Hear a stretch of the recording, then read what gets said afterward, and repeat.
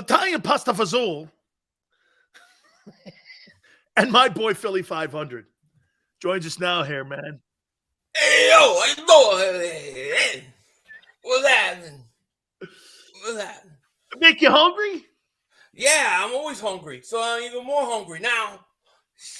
Okay, Yeah. well, are you hungry still for this game tomorrow against the Cowboys? Yeah, of course. I mean, we could clinch home field throughout the playoffs. So I'm hungry in that regard, but I'm kind of disappointed, not surprised that Dallas choked last week. They choked. And this game kind of doesn't have the same luster. Could you imagine a situation where the Cowboys beat the Eagles and they had beaten the Jaguars and we're one game behind us with a tiebreaker and our quarterback is hurt? But then that's some pressure right there, right? They blew it. They gave us... Now we have a 3.5 game lead. So it kind of took something from this game, in my opinion. Here's why I say Cowboys 26, Eagles 24. Oh, I'm going to tell you. Hold on. Follow me here, though. Okay. Are the Eagles better in every category, in every matchup, everywhere across the board?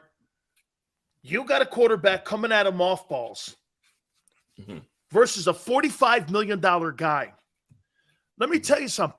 If Dak Prescott loses that game, Philly, I'm Jerry Jones in the offseason.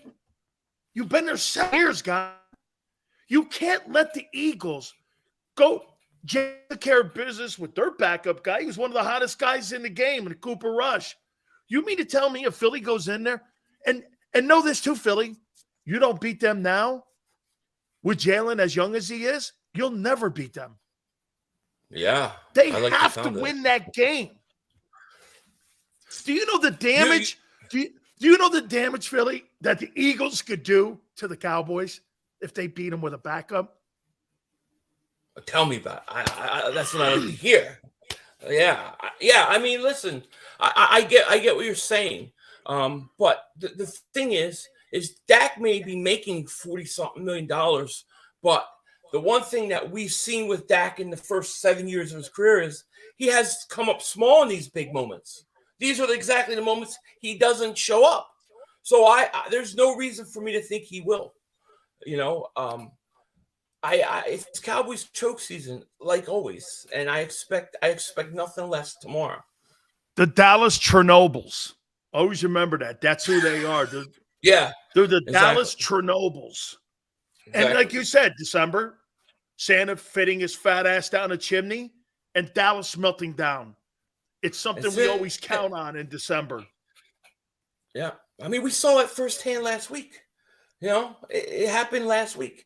They needed to win that game. And the funny thing about last week's loss, you remember everybody talking about Micah Parsons talking about the Eagles. You know how many Eagle fans were like, Dallas is going to lose this game because they're overlooking the Jaguars towards the Eagles. They were doing it weeks ago. It's typical, Here's something. Here's something. What I think this game does, I think this is a fans game because this is bragging rights. This is fan bases.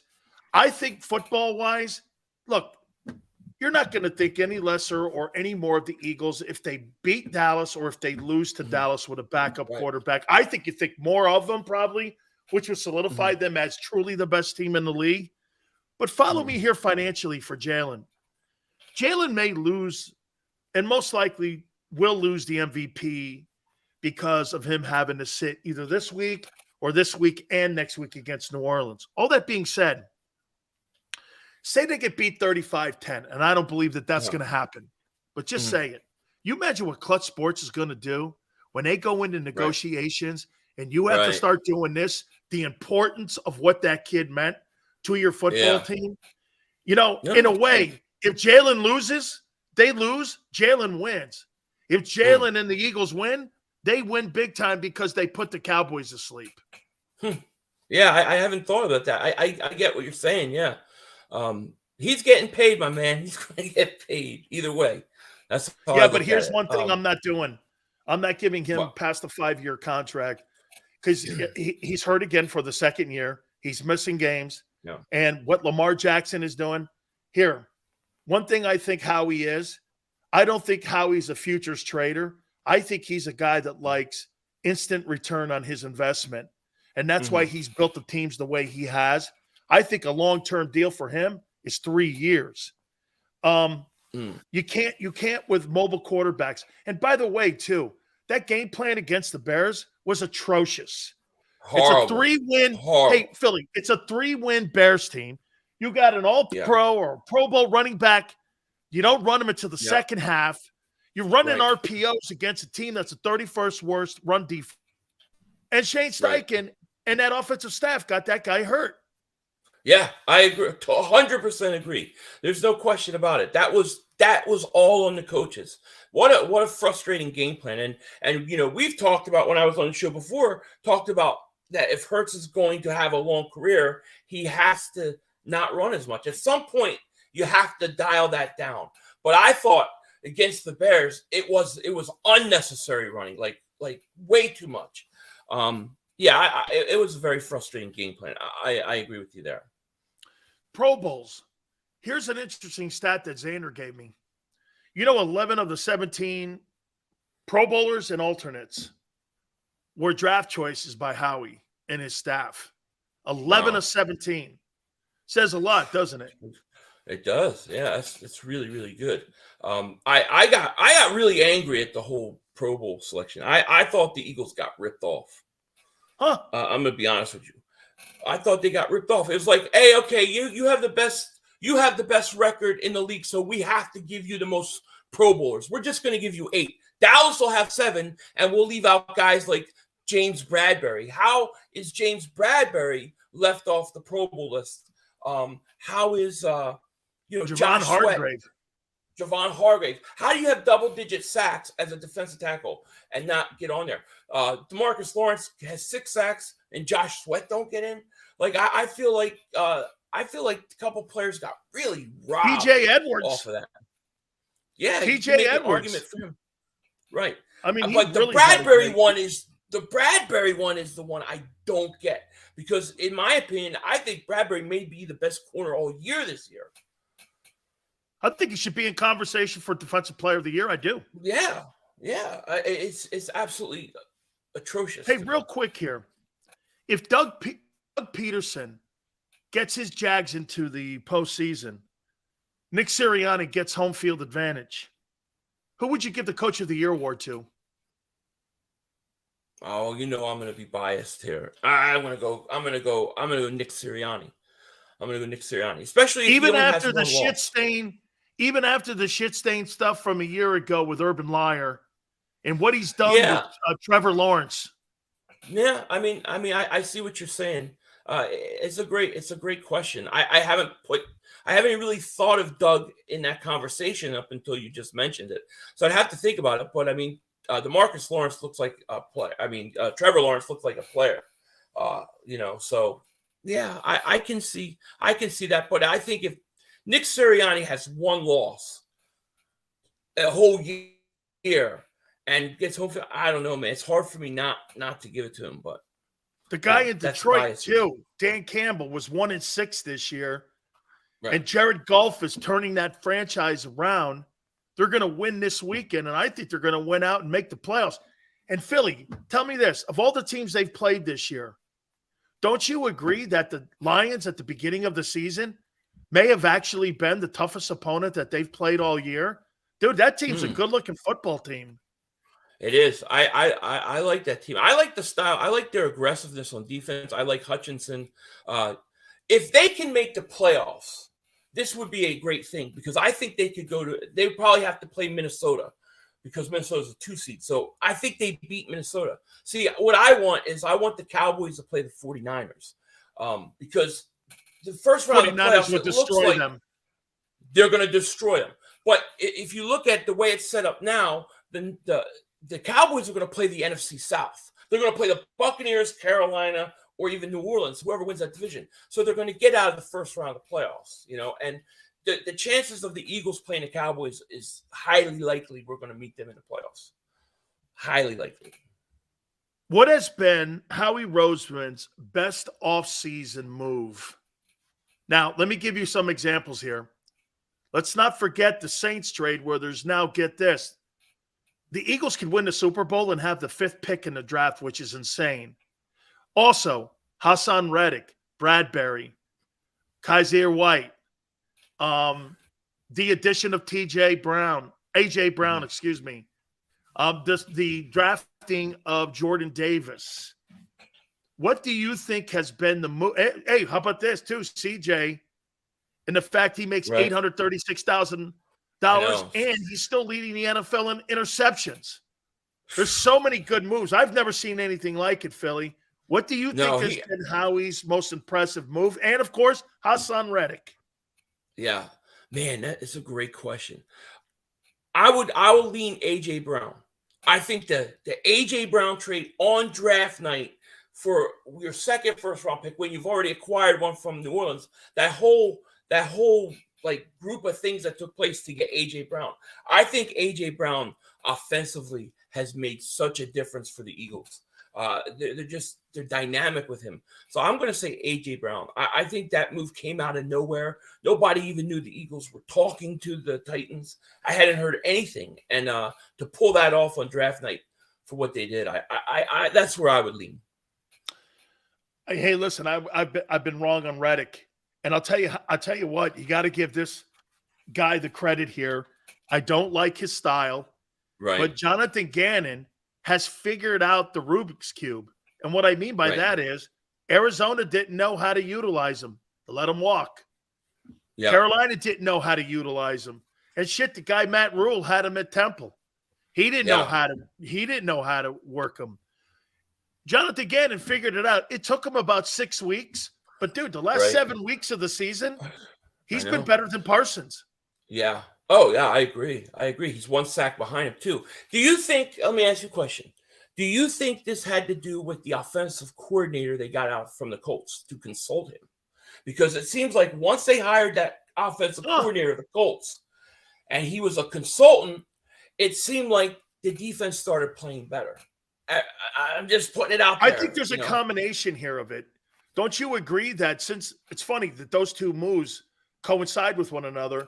But I got to say this too, man. The additions of Joseph and Sue, everybody. I mean, all the pass rushers. I mean, Sweat, Reddick, they're blitzing more.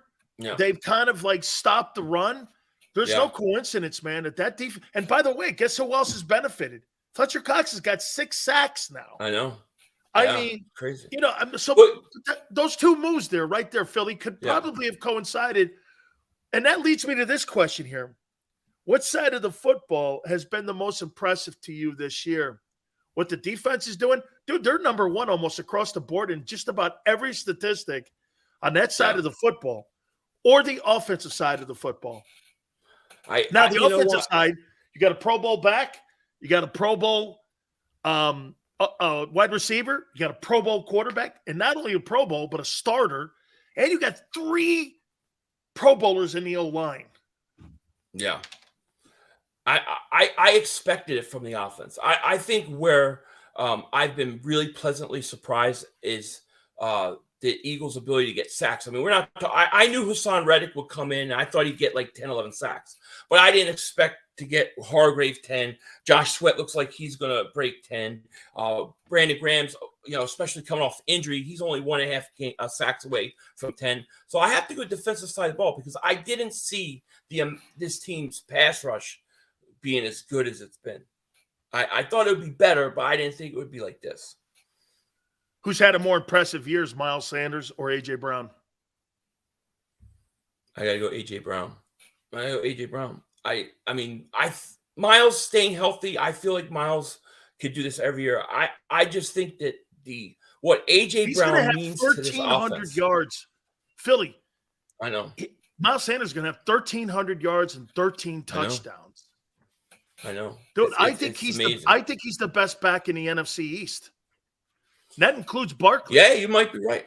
I kind of agree. I might put Barkley ahead of him, but yeah, I think he's better than Pollard. I definitely think Barkley's at 4.3 a carry. Okay? Sanders is at 57 less carries than Barkley. Yeah. Hey, man, I think it's finally Miles. Dallas Goedert being added to the offense for this week's game against Dallas, do you think that this now even drives the nail home more that they will run this football as much as they possibly can? And I said this on the game plan against Dallas. If the Eagles have 4 series of 12 or more plays and they own the clock, they'll beat Dallas 41-10. Yeah, I agree with that because Dallas only chance is that they have to be able to run the ball and keep that offense off the field. I think the Eagles will still be able to move the ball with Gardner Minshew. Matter of fact, I mean, everybody's expecting them to run the ball a lot, right? I think Miles will end up around 17, 20 carries. I think they will run it, but I think I come out throwing. I think I put my Gardner Minshew right under center, and I come out play action early. I think you could get the jump on him because I think they're all going to be focusing on that run and Miles Sanders. And I think you could maybe pop one off early with Quez or Devonta, somebody deep. That would so be you think you're going to take the game plan of the Bears? And because the Bears, I thought the Bears did a pretty nice job stopping the Eagle run game. Yeah. I think well, in the Bears game, they just ignored the run. I don't want to ignore it, but I just like first series, maybe first 15 plays. I think I want to put Minshew under center and I want to play action. I think they could catch Dallas off guard. I really do. Because they're going to be expecting the Eagles to run the ball because Hurts ain't playing. That was what I would do early. Okay. Finally here. Christmas Eve or Christmas Day. What's the better meal in the Philly.500 house? Oh, Christmas Day is probably the better meal. Christmas Eve is the funner meal. It's a lot more stuff to eat Christmas Eve. Christmas Day, I'm cooking Christmas. I'm making lasagna. You know what I mean? I get in there. I do all the Italian cooking here. So. I love that, man. I love that. See, for me, it's scoongeel, lobster tails. Mm-hmm. It's like clams. Yeah, it's shit like that on Christmas. Right? Well, I've done that my whole life. Ever since I was like a little kid, we've done that. Yeah. And then we have a turkey. Yeah, we got crab. We have some crabs. We have lobsters. We have stuff. I'm not the biggest fish guy, but I like shellfish. So me too. Pound some of that. And then, what's the meal for the Eagle Cowboy game? I don't eat during the game. I can't. I get too nervous, man. Do you have people in the room with you? No. Well, my wife, they're all downstairs because I stream the game. So I got whoever's watching, but I have to pace and move around. I can't sit, man. I cannot sit during the Eagles game. I don't think Dude, you are so Philly, man. You guys in Philadelphia, man, when that game's on, you guys get like hives and shit. And oh God, it's like, seriously, you know what it's like? It's like going to church. You're sitting around and go like this. I got to take a knee. I got to take a knee. Hey, here come the hymns. I got to take a knee. Here come the hymns. Yeah. Oh yeah. Every other comment in my streams are "Calm down, Philly. Calm down." I can't calm down. Yeah. No. Well, you have a great one, man. You too, it's been man. a great season so far. I really appreciate you very much. Merry Christmas. Merry Christmas to you. And I'll tell you what, wish everybody in your family a Merry Christmas. And we appreciate you always finding time. Make sure you check out his stream and make sure you check out his show. One of the absolutely best guys on YouTube. Xander was right from the very beginning. And we so appreciate it. Thank you so much, Philly. You, Thank you. You bet. Merry Christmas to you. Let's take a time out. Keep it here on the National Football.